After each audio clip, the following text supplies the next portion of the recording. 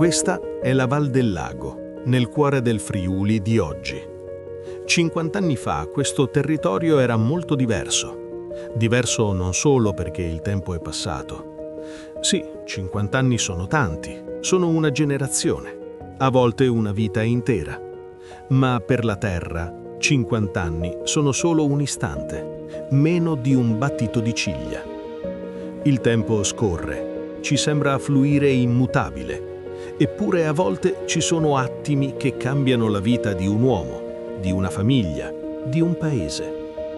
Il 6 maggio 1976, in una calda sera di primavera, c'è stato un minuto che ha segnato i decenni a venire. Un istante, meno di un battito di ciglia per la Terra.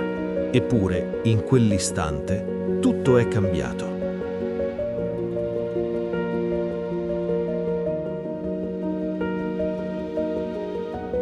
Questo racconto nasce dalle voci della gente della Val del Lago, di chi quella sera c'era, di chi è rimasto e che qui ha ricostruito. Trasmettono emozioni profonde che portano con sé il peso del dolore, parole che ancora oggi possono scuotere il cuore. Ma troverete anche racconti di forza, impegno, solidarietà e speranza.